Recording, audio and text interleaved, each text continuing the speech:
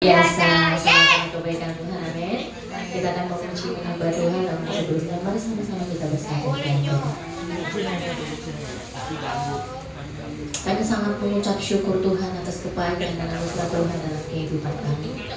Bila sampai hari ini Tuhan, kami boleh ada sebagaimana kami ada semua karena kebaikan dan pertolongan Tuhan dalam kehidupan kami. Kami mau terus mengucap syukur Tuhan dan mengingat semua kebaikan Tuhan dalam kehidupan kami.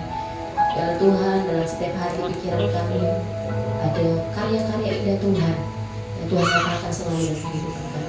Sehingga Tuhan mengucapkan syukur saja boleh keluar dari mulut kami Tuhan, dari hati kami, dari kehidupan kami, sehingga kami terus memuliakan dan meninggikan nama Tuhan di sepanjang kehidupan kami. Terima kasih Bapak, inilah pagi hari ini ibadah kami. Kami serahkan semua ke dalam tangan kasih Tuhan.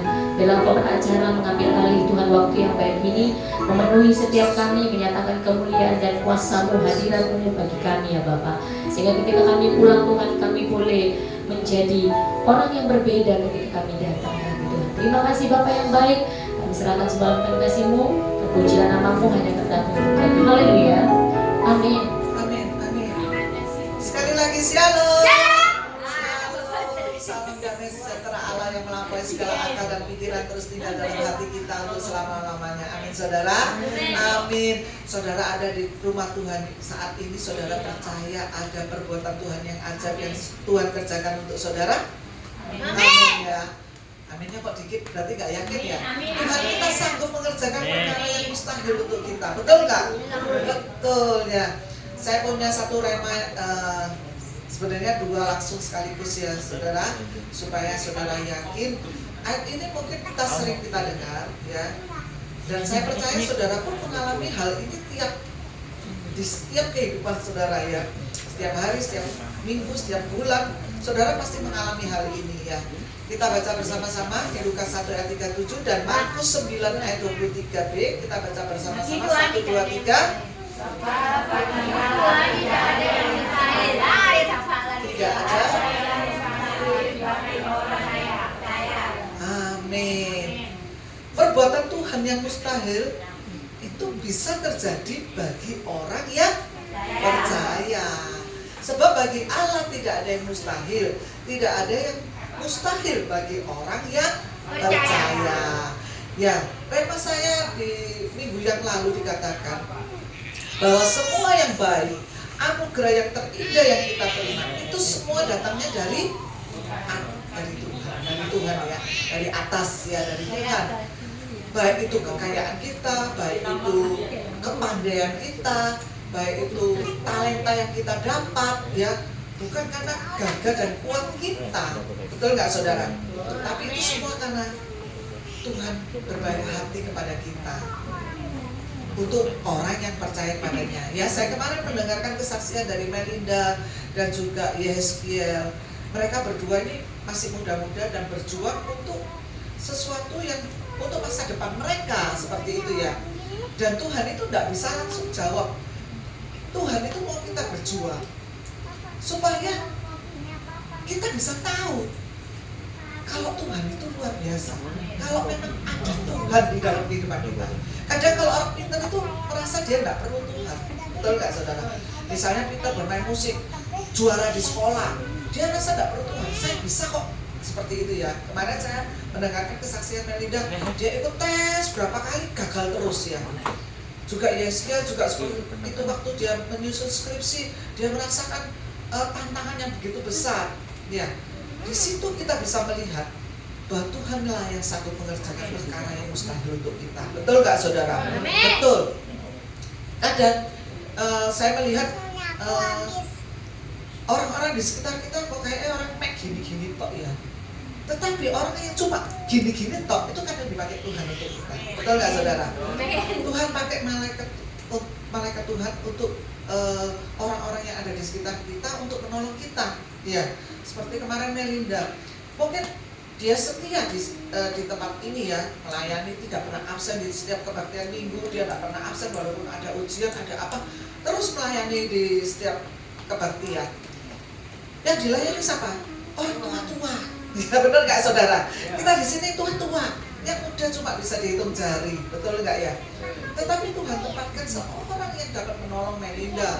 Itu kan suatu hal yang di luar pikiran kita, ya, bahwa Tuhan itu sanggup mengadakan hal yang ajaib dalam hidup kita. Betul nggak saudara? Saudara duduk ada di tempat ini, saudara yakin bahwa Tuhan sanggup melakukan perkara yang mustahil buat kita. Amin. Ya, saat kita sakit pun kita berjuang melawan kesakitan kita. Hanya supaya kita bisa melihat bahwa Tuhanlah yang menyembuhkan kita. Betul nggak saudara?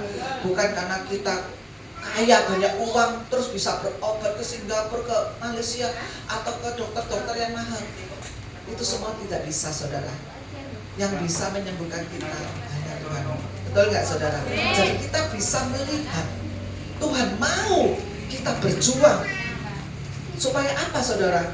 Supaya iman kita bertumbuh dan kita makin melekat kepada Tuhan dan kita makin percaya bahwa Tuhan, kita punya Tuhan yang besar, Tuhan yang dahsyat. Amin. Amin. Kita pujikan satu pujian yang begitu luar biasa pada pagi hari ini.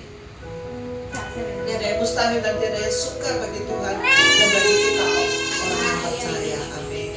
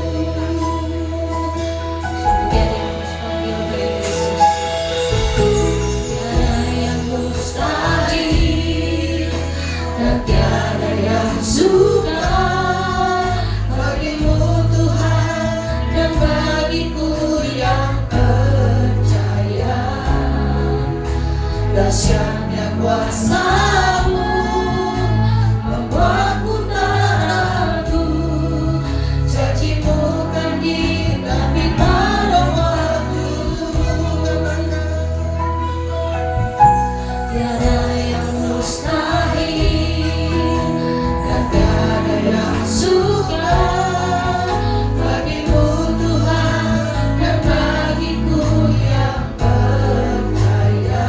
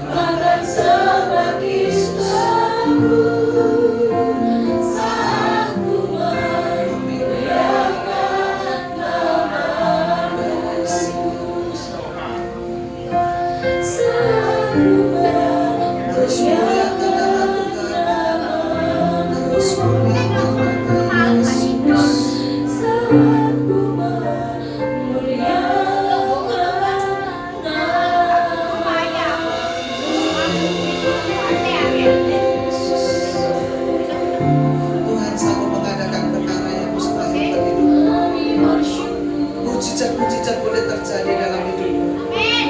Saat kau taat, saat kau percaya, saat kau melekat kepada Tuhan dan melakukan perintah-perintahnya, Tuhan sanggup mengubah hidupmu. Tuhan sanggup menolong engkau. Tuhan sanggup memulihkan hidupmu. Bahkan Tuhan sanggup menyembuhkan sakit penyakitmu. Kami percaya iman kami tidak akan luluh.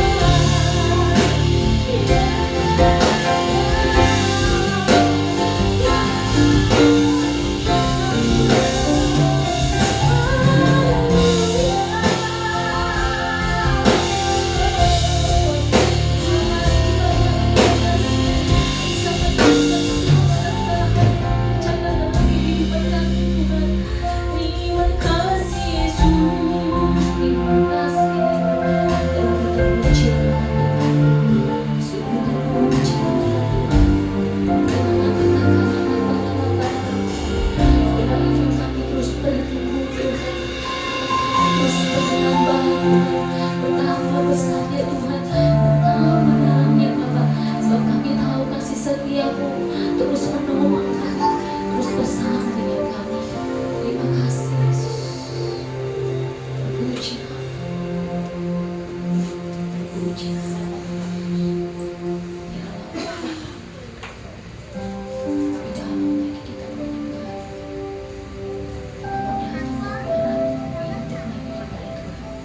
Tuhan yang selalu beserta dengan kita, Tuhan yang tak akan pernah meninggalkan kita sendirian melalui segala hal yang diizinkan terjadi dalam kehidupan kami. Oh, kami sungguh sangat bersyukur, bersyukur memiliki Kau dalam kehidupan kami. Terima kasih. Puji.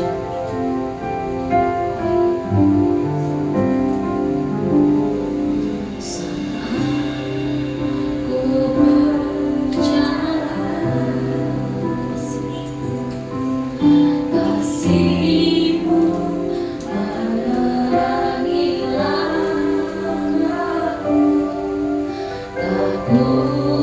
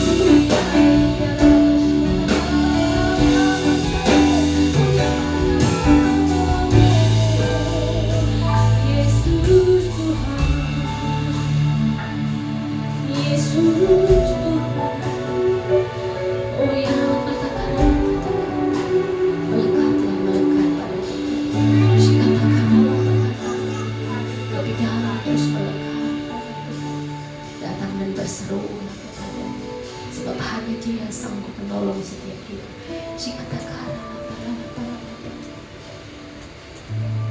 Kau lebih tahu yang terbaik bagiku, Kau lebih sanggup pulihkan hidupku.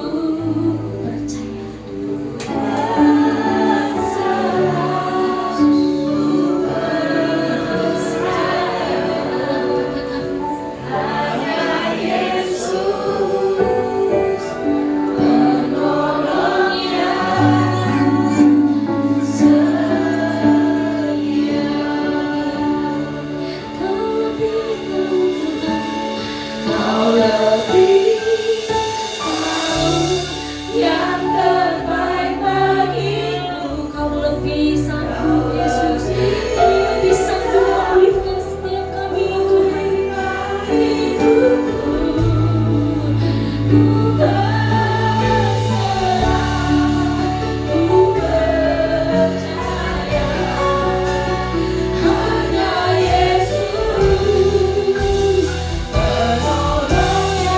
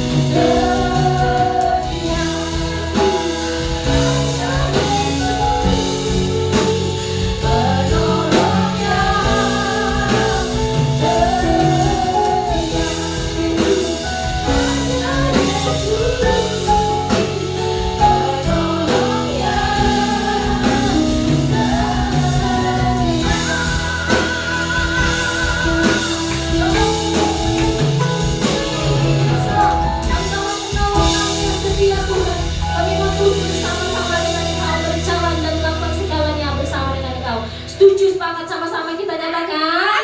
Setuju sepakat sama-sama nyatakan? Amin, haleluya. Kita percaya apa yang tak pernah kita pikirkan, itulah yang Tuhan sediakan bagi kita. Amin, amin, haleluya.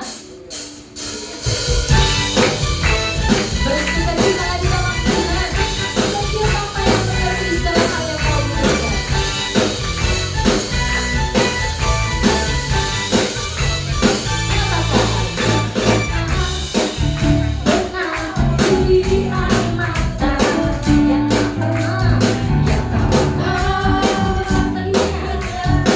Telinga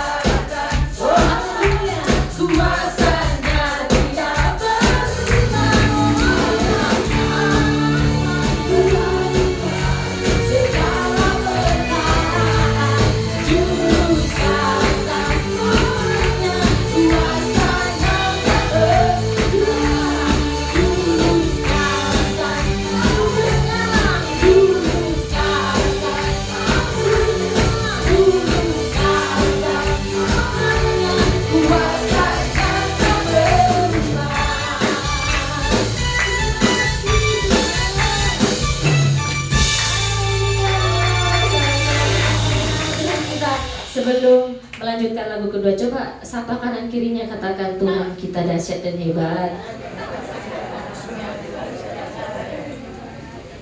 Haleluya, haleluya. Lebih lagi kita mau bersuka cita untuk memuji nama Tuhan.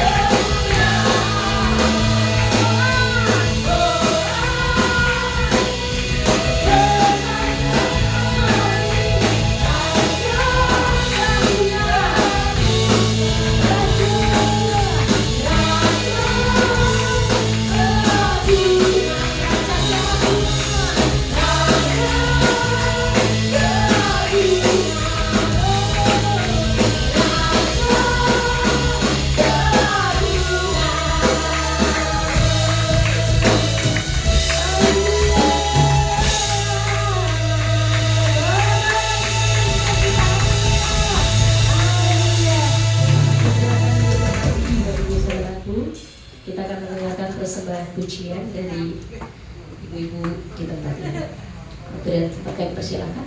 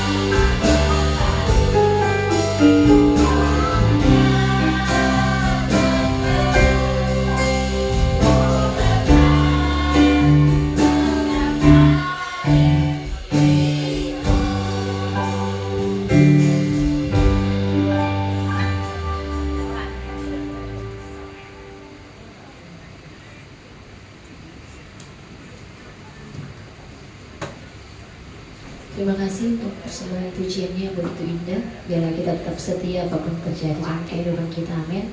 Sama seperti Yesus telah setia kepada kita.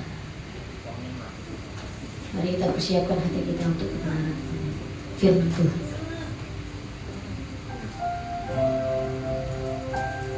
Engkaulah penolong kami yang setia, Tuhan Yesus. Engkaulah yang selalu ada bersama kami. Tak ada satu orang pun yang dapat menggantikan posisimu dalam kehidupan kami. Izinkan kami terus percaya dan berkat pada Tuhan. Terima kasih.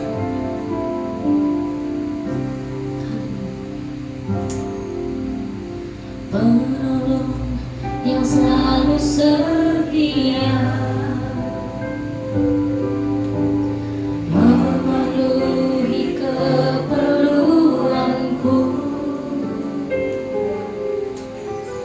tak pernah dia mengecewakan. Yesusku tak pernah gagal. Segala perkara dapat ku takut di dalam Dia yang memberi kekuatan. Tuhan Yesus penolong dan sahabat, tetap percaya Tuhan setia.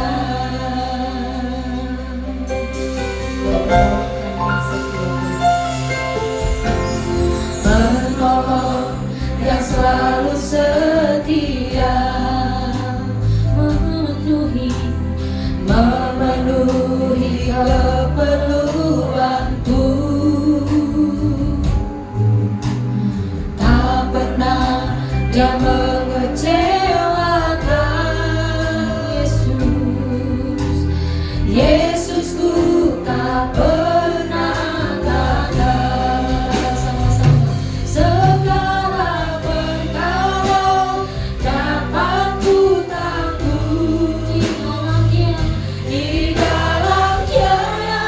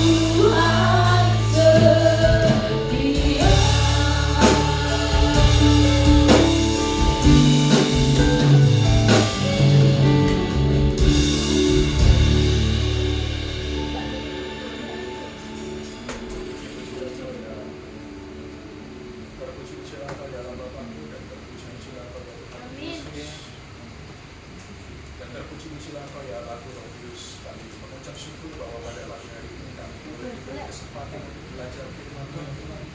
Kami diberi kesempatan untuk mengerti kebenaran firman untuk mengerti firman dan Tuhan.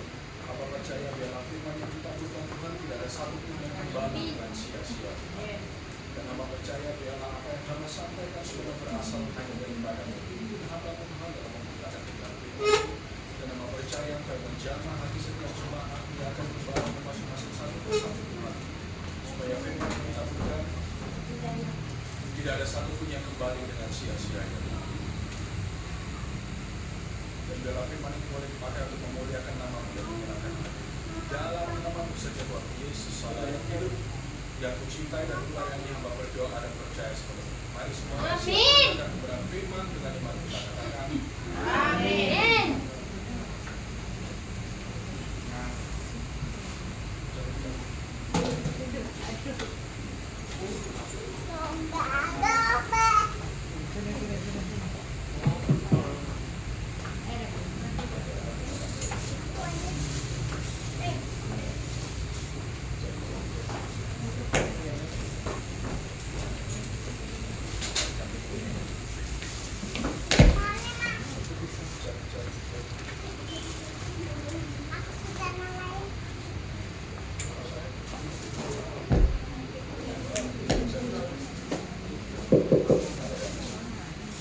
Cek. Oke.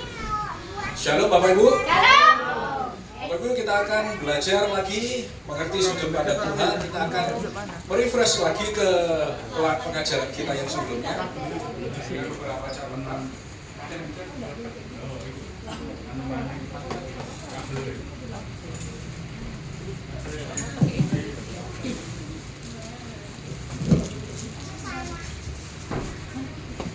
Cek. Oke.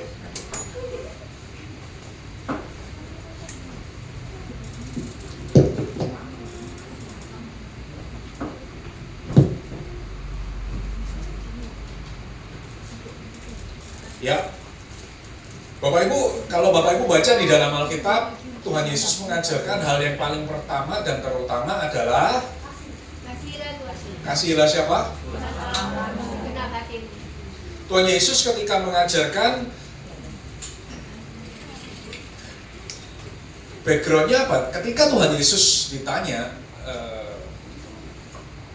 oleh seseorang, pengajaran apa sih yang penting dari seluruh kitab Taurat?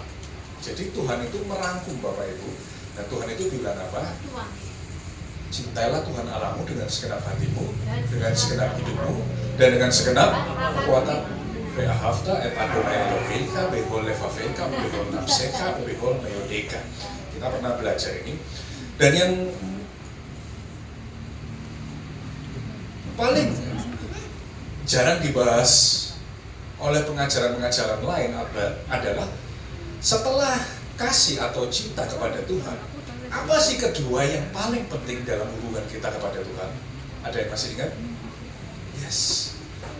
Bapak Ibu, hari ini kita akan belajar mengenai takut akan Tuhan. Karena Bapak Ibu, kalau Bapak Ibu melihat di dalam Alkitab, sebenarnya pengajaran Musa itu cuma dirangkum jadi dua. Yang pertama Tuhan sudah sebutkan tadi, yang pertama cintailah Tuhan Allahmu. Dan yang kedua, apa poin utama yang diajarkan oleh Musa itu adalah takut akan Tuhan. Nah Bapak Ibu, ada sebuah tokoh yang sangat kaya, yang sangat pintar di dalam Alkitab, namanya Salomo, orang yang paling kaya di dunia. Kalau zaman sekarang mungkin dia itu Elon Musk-nya dunia ini Bapak Ibu, orang terkaya nomor 1 di dunia. Waktu itu Salomo itu orang yang paling kaya di dunia. Bahkan dia bukan cuma orang paling kaya, dia orang paling apa? Paling pintar. Orang paling pintar, orang paling kaya. Kalau orang paling pintar sama orang paling kaya ngajarin kepada Bapak Ibu, percaya nggak Bapak Ibu? Percaya, wis oke soalnya. Betul nggak? Nah Salomo, yang menarik adalah, tampilkan PowerPoint-nya, menulis beberapa kitab, salah satunya ada Pengkhotbah. Bapak Ibu kalau baca kitab Amsal dan Pengkhotbah, itu banyak sekali rahasia-rahasia kehidupan Bapak Ibu, rahasia-rahasia alam roh dan lain sebagainya, itu banyak ditulis oleh Salomo. Karena Salomo sebegitu bernikmatnya, dia dikasih pengetahuan oleh Tuhan untuk mengetahui hal-hal yang manusia biasa nggak tahu. Makanya di tetangga kita bahkan sampai ada sebuah kepercayaan bahwa Salomo ini bisa berbicara dengan siapa? Dengan binatang karena saking pinternya. Itu juga ditulis dalam kitab adat istiadatnya orang Yahudi, bahwa mereka percaya Salomo ini bisa ngomong dengan binatang dan mengerti bahasa binatang. Saking pinternya Salomo. Dan Bapak Ibu, Salomo menulis beberapa kitab. Ada Amsal, ada Pengkhotbah, ada Kidung Agung. Nah, yang menarik adalah ketika dia selesai menulis seluruh tulisannya di dalam Alkitab, pesan terakhirnya apa? Pengkhotbah 12 ayat 13 kita buka. Satu orang tolong bantu baca itu. Saya sih.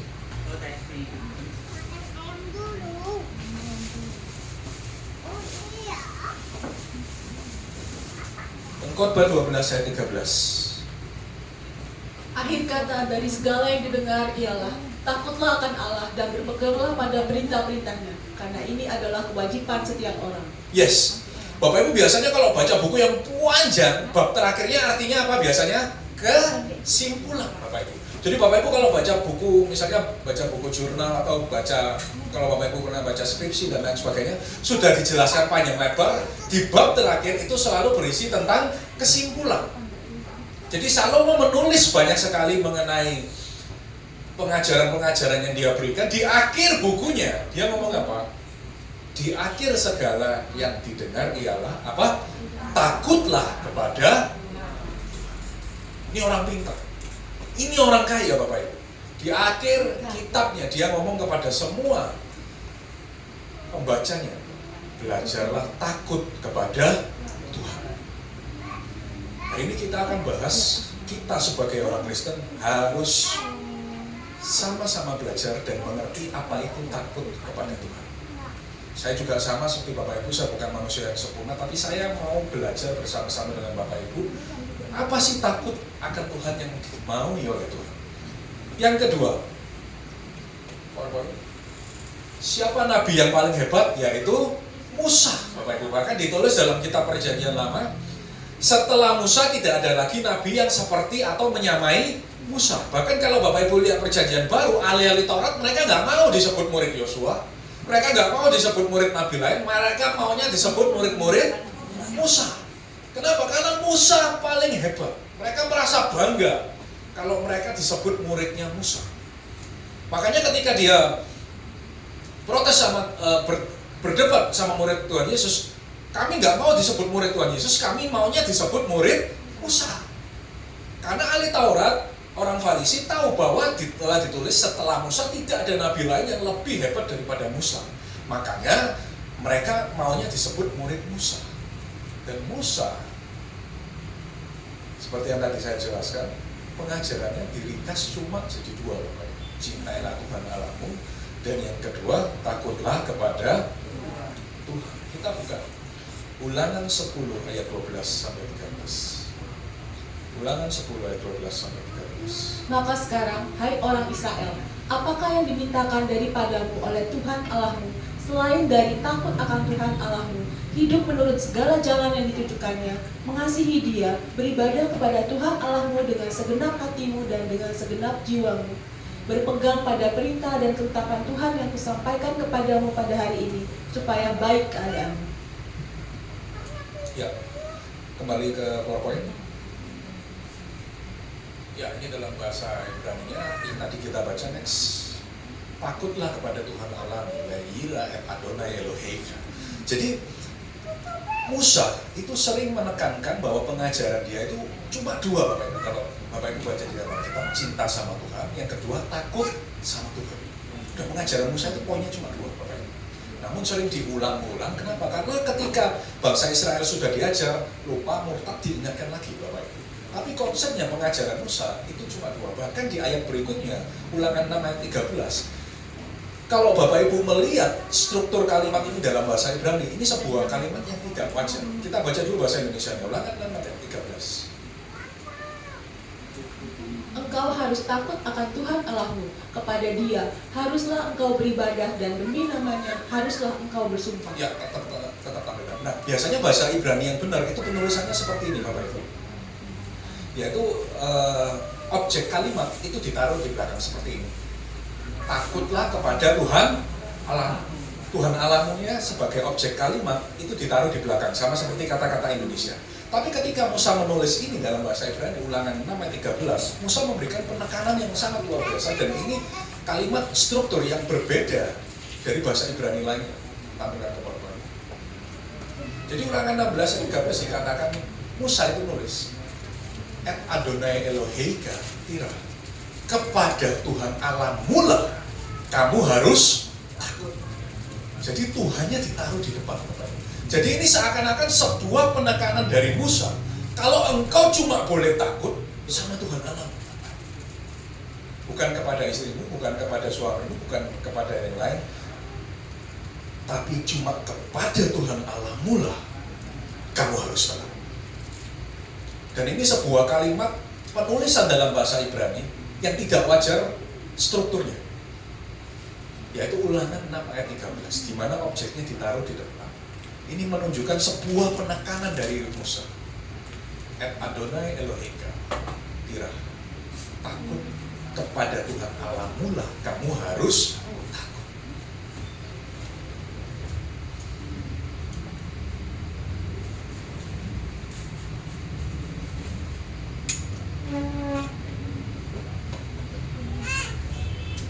Saya pernah bahas ini, Bapak Ibu, kalau ada orang buka seminar cara jadi kaya, terus dosennya yang ngajar pulang naik sepeda motor, Bapak Ibu percaya nggak? Tidak percaya.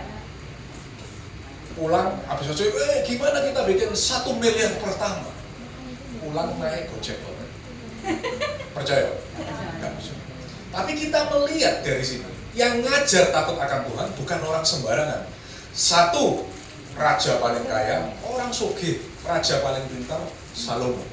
Mengajar kepada kita di akhir penghujung hidupnya, di akhir tulisannya dia ngomong apa? Takutlah kepada Tuhan. Yang kedua, bukan nabi kecil, bukan nabi menengah, nabi yang sangat besar, bahkan dikatakan dia satu-satunya nabi yang pernah bertatap muka dengan Allah. Nabi yang paling hebat sepanjang masa. Di pengajarannya dia bilang apa? Musa bilang, takutlah kepada Tuhan. Kalau orang paling kaya, orang paling pintar sudah ngomong seperti ini, nabi paling pintar, nabi yang paling dipakai Tuhan sudah mengajar kepada Bapak Ibu seperti ini, berarti Bapak Ibu harus karena udah ada contohnya Bapak Ibu. Kecuali yang ngajar ini bukan orang pintar, kecuali yang ngajar ini bukan orang kaya, Bapak Ibu gak percaya, gak apa-apa. Tapi yang ngajar ini orang pintar, orang kaya, orang yang dipakai Tuhan, orang yang bertatap muka dengan Tuhan. Berarti menggambarkan apa? Bahwa takut akan Tuhan ini sebuah keharusan yang ada dalam hidup kita bersama Tuhan. Jadi jangan jadi orang Kristen yang gak punya takut sama Tuhan, Bapak Ibu. Kita akan semakin bahas. Kalau tadi raja, kemudian nabi, nah sekarang Tuhan Yesus sendiri yang datang.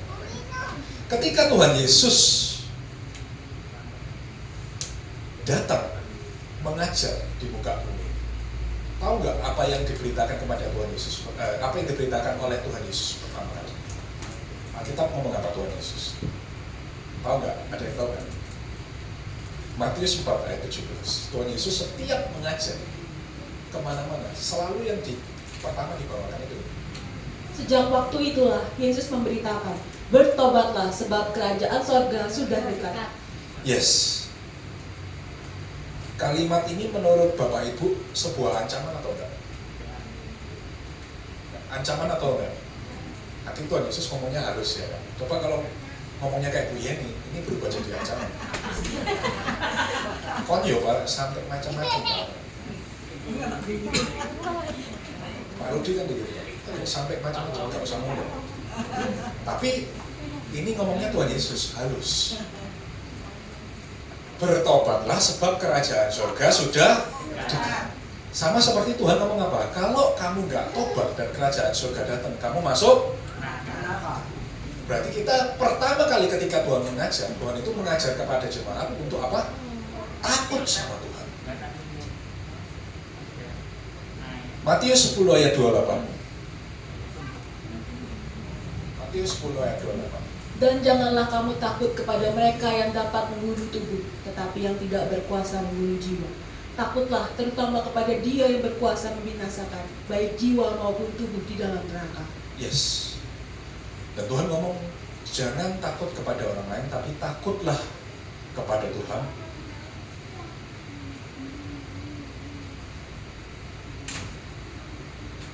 Karena Tuhan yang mampu membinasakan tubuh, jasmani dan juga roh.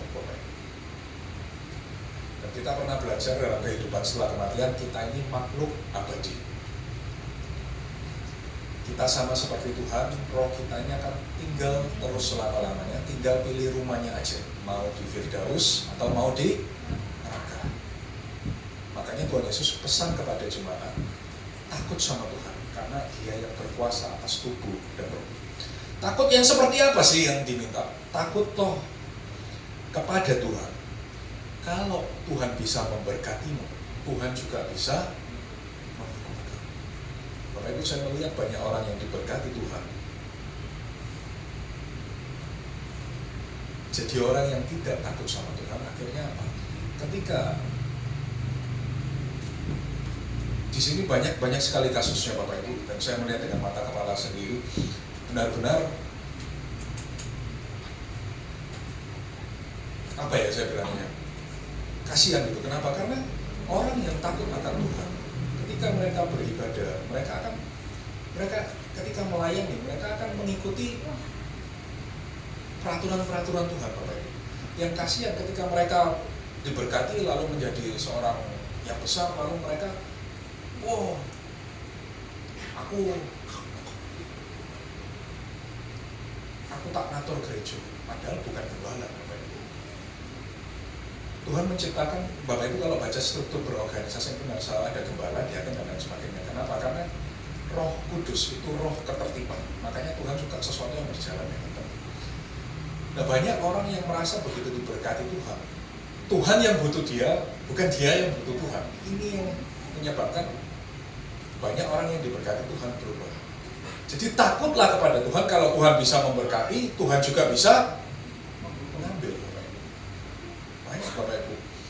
Takutlah kepada Tuhan. Kalau engkau melanggar perintah Tuhan, keadaanmu bukan akan menjadi baik, keadaanmu bisa menjadi tidak baik. Nanti kita akan bahas. Takutlah kepada Tuhan. Kalau Bapak Ibu melanggar perintah Tuhan, Bapak Ibu bisa hidup di dalam neraka bukan untuk 1000 tahun, 500 tahun, bukan 2000 tahun, tapi berapa? Selamanya. Kita pernah bahas. Takutlah kalau Bapak Ibu dibawa masuk ke dalam neraka, Bapak Ibu. Takutlah kepada Tuhan kalau dalam pelayananmu kepada Tuhan, engkau tidak berusaha memberikan yang terbaik kepada Tuhan, karena Dia ini Tuhan Allahmu yang harus engkau cintai. Nah, kita kembali lagi. Kenapa kok Musa dan Salomo dan juga Tuhan mengajarkan takut kepada Tuhan? Kenapa harus ada takut kepada Tuhan? Kenapa cinta Tuhan saja itu tidak cukup? Bapak Ibu percayalah, orang yang cinta Tuhan kalau dibarengi dengan takut akan Tuhan, itu kombo yang sangat luar biasa, dan engkau pasti diberkati Tuhan. Serius, kita akan belajar. Tapi orang yang takut saja, tapi tidak ada cintanya kepada Tuhan, biasanya tidak akan bertahan lama. Tapi cinta saja juga tidak ada takut dengan Tuhan, sama juga tidak akan bertahan lama. Tapi kalau engkau cinta dan takut kepada Tuhan dalam hubunganmu dengan Tuhan, hubunganmu dengan Tuhan ini akan berjalan dengan lama, bertahan lama, berjalan dengan baik. Bapak Ibu bisa menerima janji-janji Tuhan. Ada sebuah ayat yang menarik. Yang pertama kita bahas kenapa takut ini penting. Yang pertama yaitu mengenai berkat. Yes. Semua mau berkat? Amin. Ada yang mau diberkati? Amin. Ada yang tidak mau diberkati? Awas sampai kalau saya katakan. Semua minta semua minta diberkati. Saya pun juga sama. Saya minta sama Tuhan, saya mau selalu diberkati Tuhan. Tapi pertanyaannya, apakah ketika Bapak Ibu minta berkat kepada Tuhan, Bapak Ibu mengerti sudut pandangnya Tuhan? Ada satu karakter Tuhan yang saya ingin bahas, Bapak Ibu, karena ayat ini sangat menarik. Ini waktu Tuhan marah sama Daud mengenai masalah Batsheba. Kita buka 2 Samuel 12 ayat 7 sampai 8. Ini ketika Tuhan marah ngomongnya. Perhatikan itu. Ketika Tuhan marah, Tuhan ngomong apa sama? Yes. Kemudian berkatalah Nathan kepada Daud, engkaulah orang itu, beginilah firman Tuhan Allah Israel. Akulah yang mengurapi engkau menjadi raja atas Israel, dan akulah yang melepaskan engkau dari tangan Saul. Telah kuberikan istri rumah tuanmu kepadamu, dan istri-istri tuanmu ke dalam pangkuanmu. Aku telah memberikan kepadamu kaum Israel dan Yehuda, dan seandainya itu belum cukup, tentu kutambah lagi ini dan itu kepadamu. Yes. Bapak Ibu kalau baca ayat ini posisinya Tuhan marah sama Daud. Dan ketika marah, Tuhan ngomong apa? Kalau ini kurang, ngomong tak tambah. Bapak Ibu, kalau orang lagi marah, yang kelihatan apa? Kalau orang lagi marah terus ngomong, yang kelihatan apa? Sifat aslinya. Ya kan? Kalau orang lagi marah terus ngoceh, cacat-cacat, yang disampaikan apa? Isi hatinya, marahnya. Dan ketika Tuhan marah sama Daud, Tuhan ngomong apa? Kalau kurang, ngomong tak tambahin. Ini Tuhan kita. Makanya saya bilang, orang yang ikut di dalam Tuhan, hidupnya itu pasti berkelimpahan. Karena ini salah satu karunia fasilitas dari Tuhan. Dan Daud pun juga sama. Ketika dimarahi Tuhan, Tuhan ngomong apa? Kamu ngomong kalau kurang, tak tambahin. Ngapain kamu berbuat seperti itu?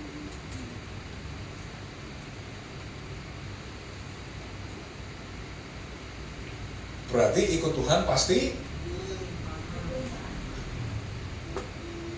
pasti apa? Yes, saya pernah bahas ini. Salah satu pengajaran paling kompleks itu berkat Bapak Ibu, karena berkat itu banyak sekali poin-poinnya. Dan kebanyakan berkat itu bersyarat, Bapak Ibu. Contoh berkat bersyarat, ya lakuin sesuatu baru dapat berkatnya. Sama juga dengan fasilitas yang diberikan oleh Tuhan, yaitu kelimpahan. Kelimpahan itu apa sih Bapak Ibu? Kalau semua kebutuhan kita terpenuhi, lalu ada sisanya, ada lebihnya. Misalnya setelah makan, kebutuhan listrik, kebutuhan air, dan lain sebagainya, kebutuhan pakaian. Lalu ada sisanya, itu maka sudah dianggap sebagai kelimpahan. Tapi sisanya banyak atau sisanya dikit, ini tergantung pribadi masing-masing. Tergantung cawan yang engkau punya di hadapan Tuhan. Nah Bapak Ibu, andai kata Bapak Ibu mau sisanya banyak, maka Bapak Ibu harus Bapak Ibu maunya kelimpahannya banyak atau kelimpahannya dikit? Banyak. Ada yang mau dikit? Semua kalau bisa dikasih sama Tuhan kelimpahan, mintanya banyak. Tapi banyak orang tidak mau mikir dari sudut pandangnya Tuhan. Dan salah satu syarat Bapak Ibu untuk Bapak Ibu mengerti cawan berkat ini, poin terpentingnya adalah belajar takut sama Tuhan. Karena percayalah, berkat itu merubah. Makanya Tuhan menuntut kalau engkau mau menerima berkat yang banyak, engkau harus punya takut akan Tuhan. Makanya dikatakan, apa yang Tuhan minta dari engkau? Takutlah kepada Tuhan Allah. Karena berkat itu bisa merubah orang, Bapak Ibu.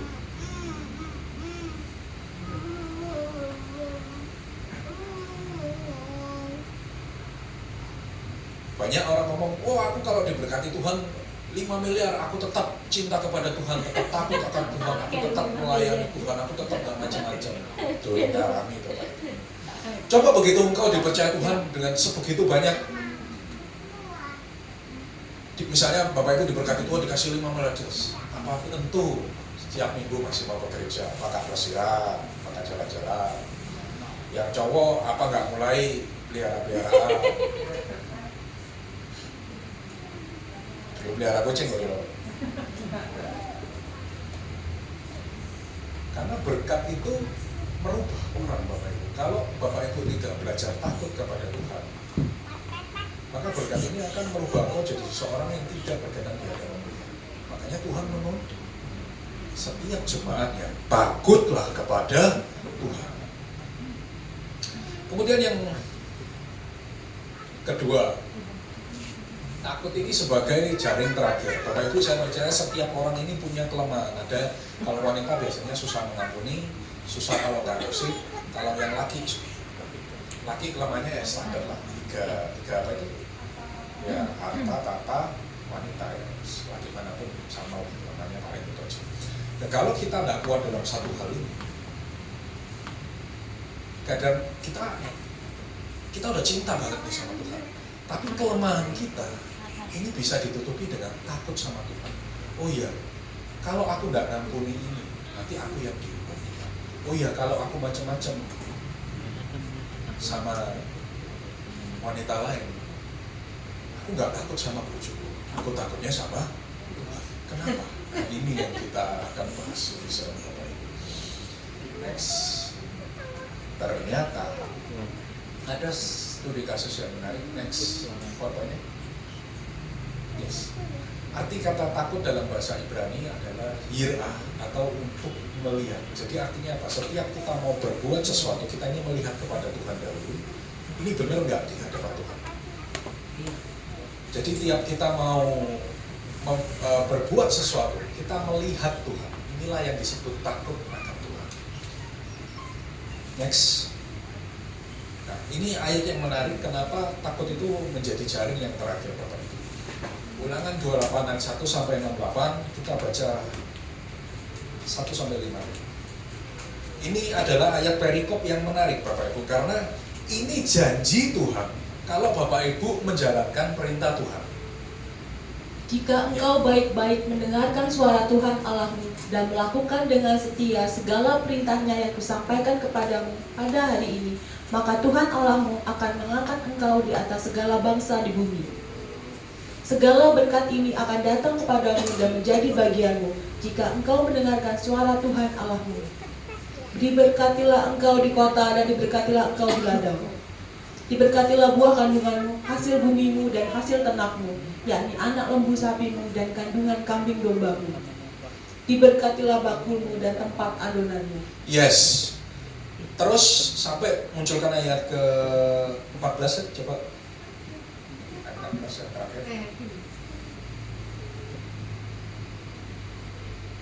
Dan apabila engkau tidak menyimpang ke kanan atau ke kiri dari segala perintah yang kuberikan kepadamu pada hari ini, dengan mengikuti Allah lain dan beribadah kepadanya. Yes. Bapak Ibu kalau baca ayat 1 sampai 14 di Ulangan 28, ini isinya berkat-berkat semua. Tampilkan lagi ayat ayat ketiga. Diberkatilah engkau di kotamu, diberkati engkau di ladangmu, diberkati kandunganmu, diberkati bumimu dan lain sebagainya, diberkati adonanmu, bahkan dikatakan diberkatilah engkau pada waktu masuk dan diberkatilah engkau pada waktu keluar. Masuk kemana Bapak Ibu? Masuk kemana? Keluar kemana? Ayo, ojo ayat gak ngerti kan? Masuk kemana? Kalau dari bahasa aslinya dikatakan diberkatilah engkau pada waktu kau masuk ke dunia ini dan diberkatilah engkau waktu engkau keluar dari dunia ini. Jadi kalau ada bahasa sekarang, kaya di bumi, kaya di surga. Diberkatilah engkau seperti itu. Makanya kalau ada orang yang mengajarkan Bapak Ibu, wis engkau kayain nang surga, itu tidak sesuai dengan firman. Kenapa? Karena janji firman, diberkati engkau pada waktu masuk, diberkati engkau pada waktu keluar. Berarti kaya di bumi, kaya di surga. Yang ngomong wis engkau kaya nang surga, itu pengajaran lain. Jadi semuanya ini, fasilitas ini dikasih oleh Tuhan untuk Bapak Ibu semuanya. Berkati adonanmu, diberkati pekerjaanmu, diberkati buah tanganmu lah. Apapun yang kau kerjakan istilahnya. Tapi 1 sampai 13 isinya berkat. Tapi yang serem ayat 15 sampai 68-nya kekutupnya atau kebalikannya. Kalau engkau tidak menjalankan perintah Tuhan, apa yang terjadi? Ayat 15 kita baca beberapa ayat terjadi. Tetapi jika engkau tidak mendengarkan suara Tuhan Allahmu dan tidak melakukan dengan setia segala perintah dan ketetapannya yang kusampaikan kepadamu pada hari ini, maka segala kutuk ini akan datang kepadamu dan mencapai engkau. Terkutuklah engkau di kota dan terkutuklah engkau di ladang. Terkutuklah bakulmu dan tempat adonanmu. Terkutuklah buah kandunganmu, hasil bumimu, anak lembu sapimu dan kandungan kambing dombamu. Terkutuklah engkau pada waktu masuk dan terkutuklah engkau pada waktu keluar. Ya, bro. Tuhan akan mendatangkan kutuk, huru hara dan penghajaran ke antaramu dalam segala usaha yang kau kerjakan, sampai engkau punah dan binasa dengan segera karena jahat perbuatanmu, sebab engkau telah meninggalkan aku. Yes, cukup. Bapak Ibu kalau baca perikop ini sampai habis, saya kasih sebuah ringkasan Bapak Ibu. Ayat 1 sampai 13 isinya, 1 sampai 14 isinya janji-janji berbagai berkat. Ayat 15 sampai 68 isinya berbagai macam kutuk. Terkutuklah kau gini kalau engkau tidak melakukan perintah Tuhan Allah. Jadi janji berkatnya cuma 15, kutuknya 54 kurang lebih. 54 atau 55? 54 ya. Janji berkatnya 15, ya kita ambil averagely 15, jumlah kutuknya averagely 54. Pertanyaannya, cengli gak ini Bapak Ibu? Fair gak ini? Kalau yang fair kan gini, misalnya Bapak Ibu, ini ada lomba makanan lah di sini, nanti misal ada 17 Agustus. Lalu saya ngasih tantangan kepada Bapak Ibu, kalau bisa menghabiskan pizza ini dalam waktu 5 menit, kamu tak kasih 100.000. 1 juta deh, 1 juta biar. Tak kasih 1 juta. Tapi kalau pizzanya udah habis, harus bayar saya 1 juta. Betul kan? Yang fair gitu kan? Kalau saya balik, kalau pizza habis, kamu tak kasih 1 juta. Tapi kalau udah habis pizzanya, kamu bayar saya 5 juta. Bapak Ibu mau nggak? Mau nggak? Ada yang mau? Nah, Bapak Ibu kok mau sama ayat ini? Cengli nggak ini? Berkatnya dijanji cuma 15, kutuknya 54 kalau melanggar.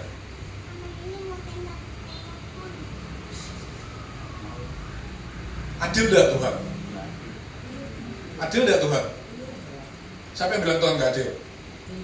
Oh, kawan ini kan? Bagus. Takutlah akan Tuhan. Terus Tuhan ngomong-ngomong kan, pintar, baru diajari wis ngerti. Kenapa Tuhan berbuat seperti ini? Supaya jemaat belajar takut sama Tuhan. Jadi kalau Bapak Ibu menjalankan perintah Tuhan, Bapak Ibu dapat 15 macam berkat kurang lebih. Kalau Bapak Ibu melanggar perintah Tuhan, kena 54 loh Bapak Ibu. Supaya Pak jemaat kalau mau melanggar perintah Tuhan, jemaat berpikir 2 kali, berpikir ulang. Oh ya berkatnya 15, oke 54. Aku coba melanggar kalau gitu. Dari ayat ini kita mengerti bahwa dari perjanjian lama sampai perjanjian baru, Tuhan itu tidak pernah berubah. Salah satu poin yang ditekankan Tuhan kepada jemaat itu belajar takut sama Tuhan. Makanya Tuhan buat perjanjian berkat dan kutuk jumlahnya timpang Bapak Ibu. Yang berkatnya 14-15, kutuknya bisa sampai 54. Simpel supaya jemaat itu takut sama Tuhan.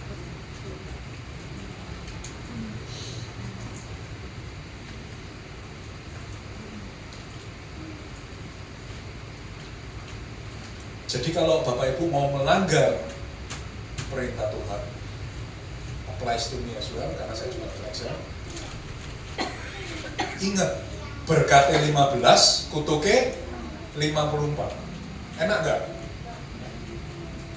Berkat 15, kutuk 54. Makanya kenapa Bapak Ibu kalau lihat seseorang yang, saya punya prinsip Bapak Ibu, you can mess up with everyone, you can mess up with everyone else, but you don't mess up with God. Jadi artinya kalau Bapak Ibu masih ngeyel-ngeyel sama orang-orang, berani sama orang, itu enggak masalah. But sekali-sekali don't mess up with your God. Jangan macam-macam sama Tuhan. Kenapa? Karena ya ini, dan saya melihat banyak sekali bukti nyata dalam kehidupan ini, orang yang mess up dengan Tuhan atau macam-macam dengan Tuhan, enggak ada hasilnya yang bagus. That's why saya bilang you don't mess up with God.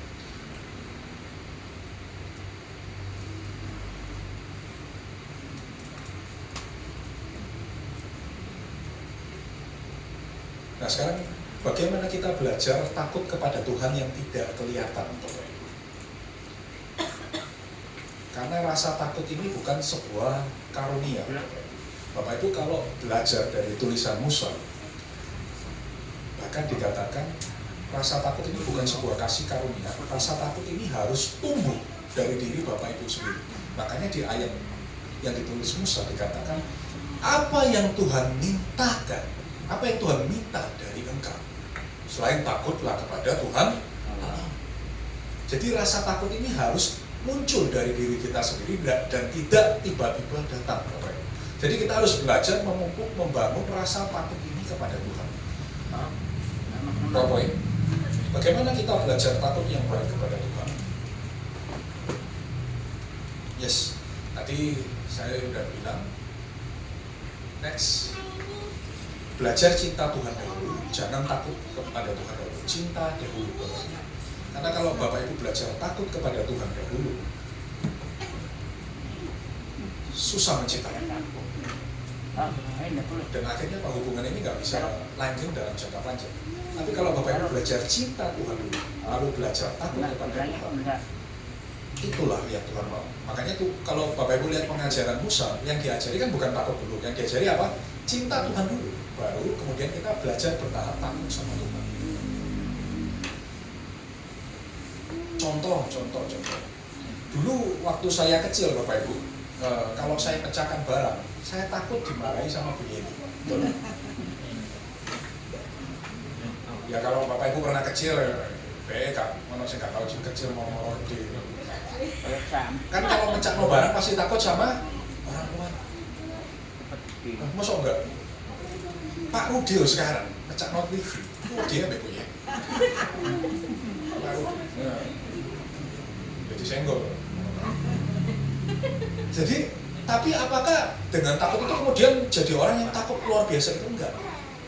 Kita tetap sayang kepada orang tua kita tetap cinta kepada orang tua kita, tapi kita punya rasa takut terhadap orang tua kita. Dan ini juga yang Tuhan mau dalam hubungan kita. Kita cinta Tuhan, tapi kita juga punya rasa takut sama Tuhan kalau kita mau macam-macam. Kalau misalnya saya tidak beribadah kepada Tuhan, misalnya saya tidak beribadah kepada Tuhan di hari yang ke-7, Sakor et Yom HaSabat Lekades, ingatlah hari Sabat untuk dikuduskan. Lalu hari yang ke-7 saya nggak mau beribadah kepada Tuhan. Saya takut sama Tuhan. Karena saya ingat, oh iya berkatnya 15, kutubnya 54. Akhirnya males-males pun kita tetap harus beribadah. Kenapa? Karena kita mau dari Tuhan. Jadi yang kedua, gimana kita belajar takut kepada Tuhan? Takut toh untuk nyakiti diri sendiri. Karena tadi kita bahas berkatnya 15, kutubnya 54. Yang sakit siapa Bapak Ibu? Yang sakit orang lain atau diri sendiri? Yang sakit orang lain atau diri sendiri? Diri sendiri. Dan saya yakin tidak ada orang normal mau menyakiti dirinya sendiri. Bapak Ibu kalau nggak percaya, tanya Lik, kan nggak punya awakmu diri gelem nggak? Gak gelem Bapak Ibu. Nah kalau sampai Bapak Ibu orang yang gelem nyakiti awak itu, berarti lah momen Bapak Ibu. Mau Lik, kamu nggak punya awakmu diri? Oh, Lik kayaknya ngomong enggak. Yang parah kan, Lik aja nggak mau. Masa Bapak Ibu yang pintar mau menyakiti dirinya sendiri? Berkatnya 15, kutubnya 54. Yang sakit siapa? Diri sendiri. Lika aja nggak mau loh ketui awake dhewe Bapak Ibu. Bapak Ibu orang pintar. Bapak Ibu ini kan orang pintar. Masa menyakiti dirinya sendiri?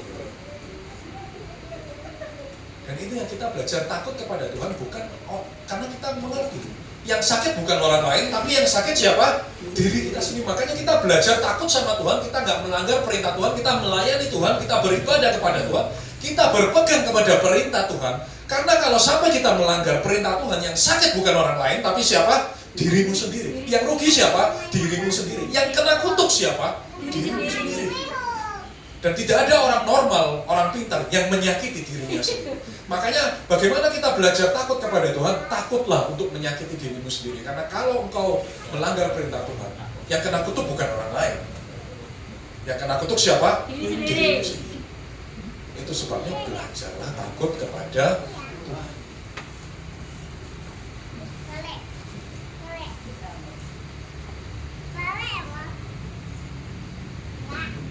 Kita akan bahas yang terakhir. Takut kita udah selesai, kita bahas satu ayat terakhir yang perlu dipelajari supaya jemaat ini mengerti. Oke, kita belajar dari bahasa Indonesianya dulu. Ulangan 18 ayat 10. Ini sangat penting sekali Bapak Ibu. Di antaramu janganlah didapati seorang pun yang mempersembahkan anaknya laki-laki atau anaknya perempuan sebagai korban dalam api, ataupun seorang yang menjadi petenuh, seorang peramal, seorang penelaah, seorang penyihir. Yes, Bapak Ibu, nanti kalau baca perikop ini isinya hal-hal yang sangat dibenci oleh Tuhan. Kita akan semakin bahas ya. Kalau Bapak Ibu baca dalam bahasa aslinya, ini tidak kelihatan, cuma ditulis petenuh, peramal, penelaah, penyihir. Dalam bahasa aslinya, next.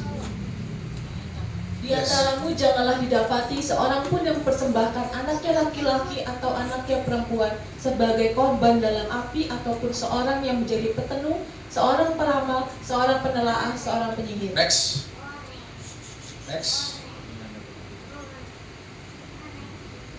Yes, inilah bahasa aslinya Bapak Ibu.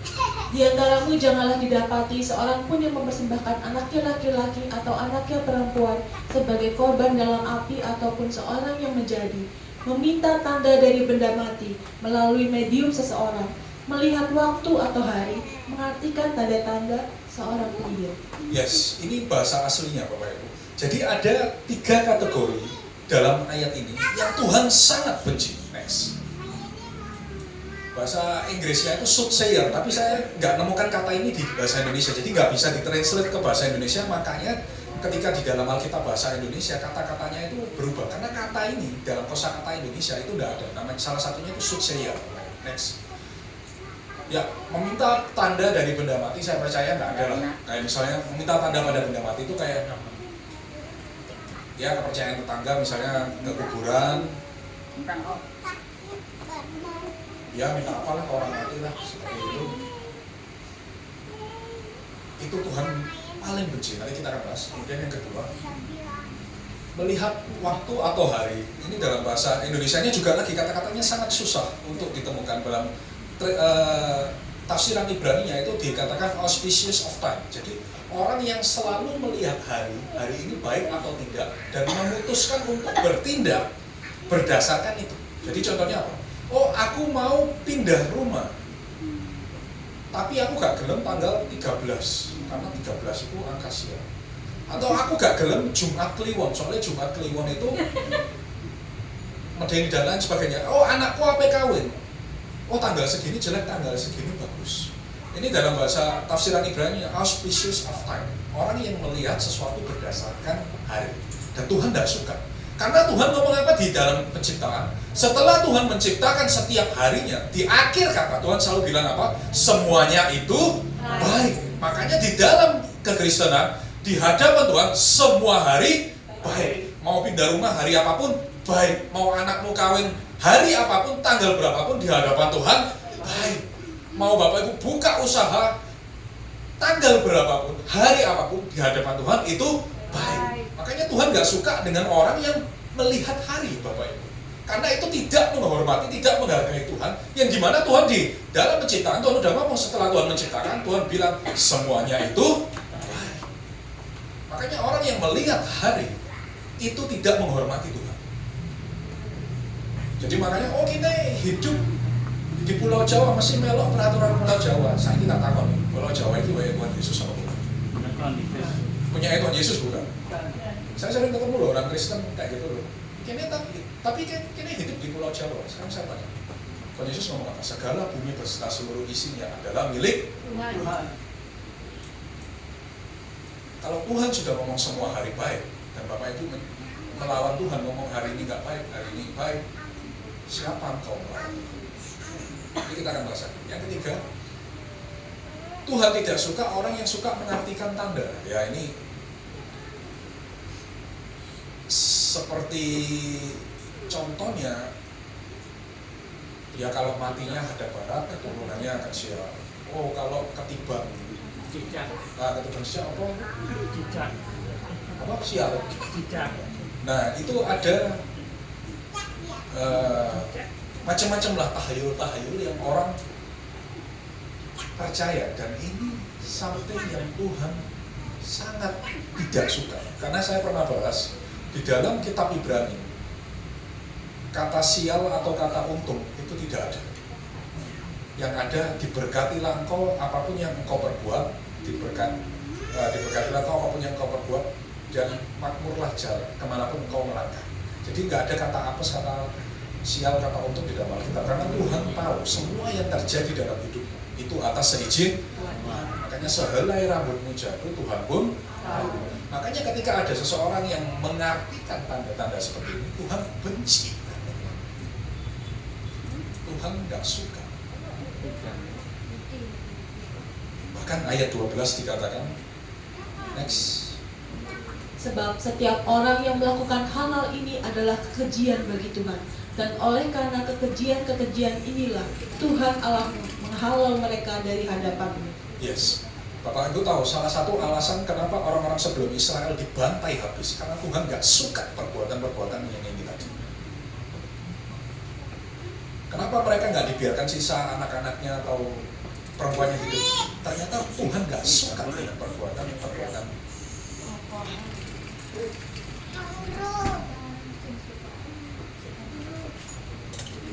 Yang tadi saya sebutkan, minta tanda dari benda mati, melihat waktu atau hari, mengartikan tanda, penyihir, patenong, itu semua Tuhan sangat tidak suka.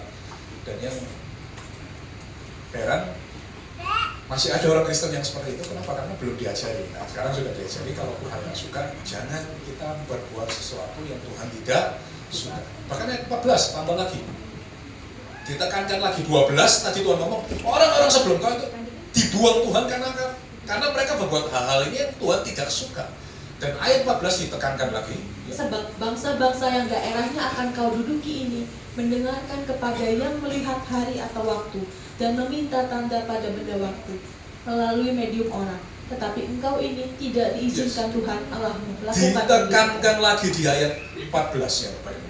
Orang bangsa-bangsa yang kau duduki ini semuanya banyakkan melihat hari, meminta tanda.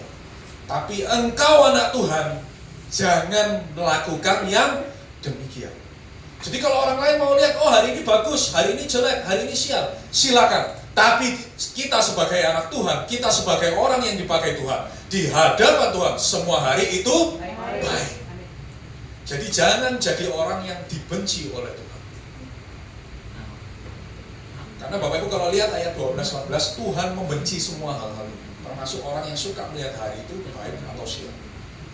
Jadi di akhir kata saya cuma bisa bilang, rangkuman khotbah kita pada pagi hari ini, yang pertama, cintailah Tuhan Allahmu. Yang kedua, takutlah kepada Tuhan. Mari kita berdoa. Yuk yang bertugas perjalanan kudus untuk kita maju ke depan.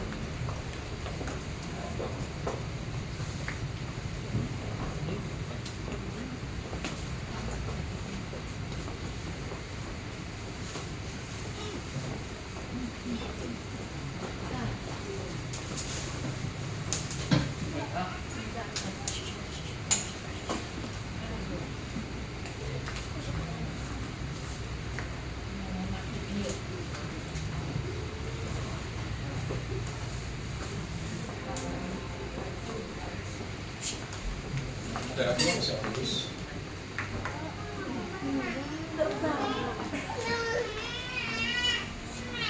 Mari kita berdoa atas firman yang telah kita terima dan mempersiapkan hati kita menerima perjalanan kudus. Ya Tuhanku Yesus, saya berdoa, percaya dan mengucap syukur atas kebenaran firman yang telah Kau berikan kepada kami pada pagi hari ini. Biarlah firman yang ditaburkan tidak ada satu pun yang kembali dengan sia-sia ya Tuhan. Tutup bungkus hamba-Mu dan keluarga hamba dan pekerjaan yang Kau percaya pada hamba-Mu dengan tembok api-Mu yang menyala-nyala ya Tuhan. Dan hamba percaya, biarlah hamba boleh menyenangkan hati-Mu melalui pelayanan hamba-Mu ini ya Tuhan. Dan pakai hamba-Mu lebih dahsyat lagi untuk memuliakan nama-Mu ya Tuhan. Dan hamba percaya, biarlah firman yang ditaburkan Tuhan semuanya boleh bertanam bertumbuh dan menghasilkan buah yang berlipat-lipat kali ganda di hati jemaat. Dia akan kembali di tempat ini masing-masing satu persatu ya Tuhan, untuk memuliakan nama-Mu dan untuk menyenangkan hati. Dan sebentar lagi kami akan menerima perjamuan kudus-Mu Tuhan. Hamba percaya biar melalui perjamuan kudus ini ya Tuhan, baik yang melayani dan yang dilayani, Kau yang menguduskan dan menyucikan kami supaya kami layak menerima perjamuan kudus ini. Dalam nama Tuhan Yesus kami berdoa dan percaya seperti ini. Haleluya.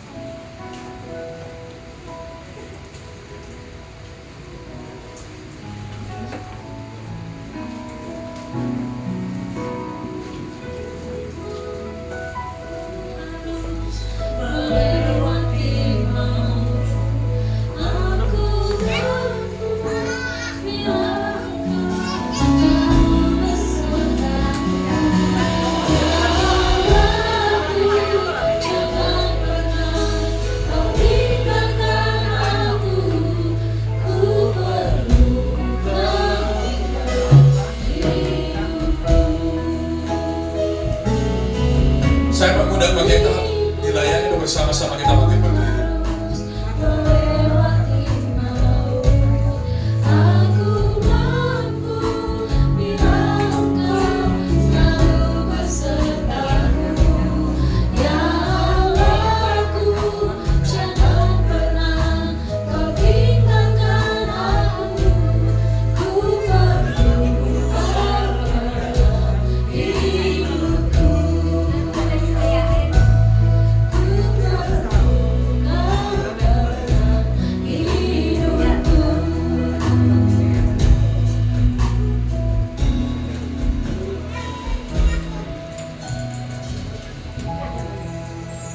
Mari jemaatku yang terkasih, angkat roti ini di tangan kananmu, letakkan tangan kiri di dadamu. Bukankah roti yang terpecah-pecahkan ini merupakan peringatan akan tubuh Yesus yang diserahkan bagi kita? Dan merupakan tanda persekutuan kita dengan tubuh Yesus. Amin. Mari kita makan dengan iman dalam nama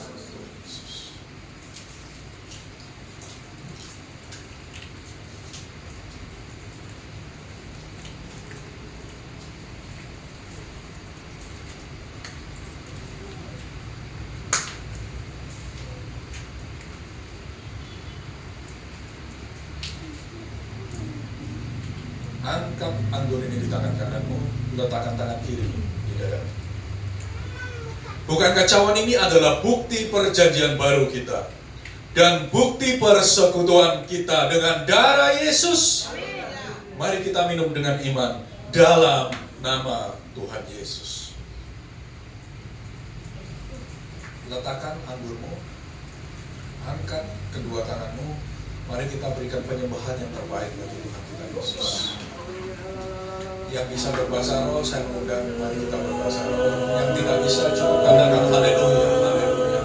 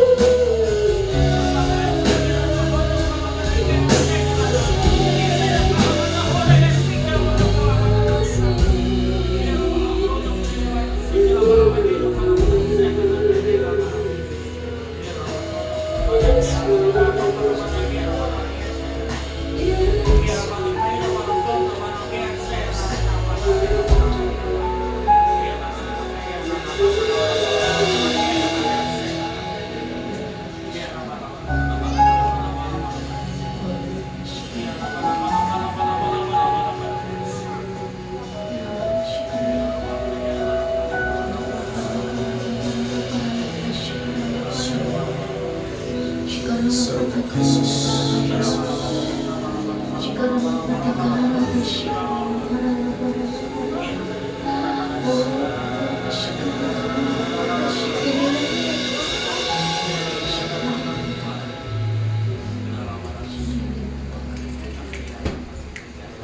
Bersama-sama kita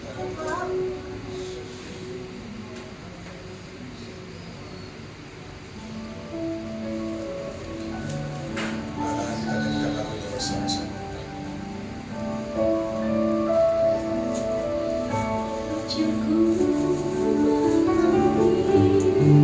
Semua yang kau ingini agar hidupku puaskan hatimu. Bagimu aku rela sepenuh hati mengapa serahkan diri demi karyamu. Coba saja menyanyikan. Ajarku memahami semua yang kau ingini agar hidupku puaskan hatimu. Bagimu aku rela sepenuh hati mengapa serahkan diri demi katakan bersama-sama ajar aku memahami semua yang kau ingini agar hidupku puaskan hatimu. Bagimu aku rela sepenuh hati mengapa serahkan diri demi karyamu. Serahkan diri demi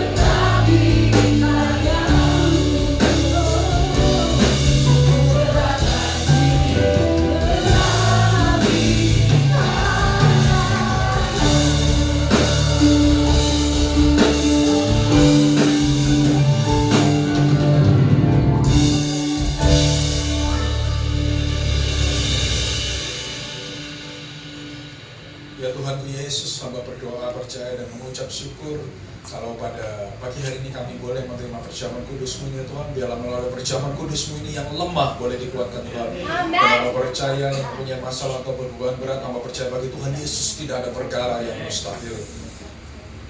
Berkati juga ya Tuhan seluruh jemaat-Mu ya Tuhan, dan hamba percaya bagi yang mempunyai segala macam penyakit, hamba percaya dalam nama Tuhan Yesus, kuasa Tuhan yang mampu untuk menyembuhkan. Dan hamba juga berdoa Tuhan, biarlah melalui perjamuan kudus ini kami boleh semakin menjadi satu di dalam-Mu. Biarlah kami boleh tinggal di dalam Engkau, dan Engkau tinggal di dalam kami ya Tuhan Yesus, sama seperti Engkau ada di dalam Bapa dan Bapa ada di dalam Engkau. Di dalam nama Tuhan Yesus, mari semua yang telah diberkati oleh perjamuan kudus ini dengan iman kita katakan Amin. Tetap bangkit berdiri saudara, kita akan melakukan pengakuan iman rasuli Gereja Betani Indonesia 1, 2, 3. Aku percaya kepada Allah Bapa yang Maha Kuasa, Bapa langit dan bumi, dan kepada Yesus Kristus, anaknya yang Tuhan kita, yang dikandung dari Roh Kudus, lahir dari anak darah Maria, yang menderita di bawah pemerintahan Pontius Pilatus, disalibkan, mati, dan dikuburkan, turun ke dalam kerajaan pada hari ketiga, bangkit dari antara orang mati, naik ke surga, duduk di sebelah kanan Allah Bapa yang Maha Kuasa, dan akan datang dari sana untuk mengampuni orang yang hidup dan mati. Aku percaya kepada Roh Kudus, Gereja yang kudus dan persekutuan orang kudus, pengampunan dosa, kebangkitan tubuh, dan hidup yang kekal. Amin. Silakan duduk saudara.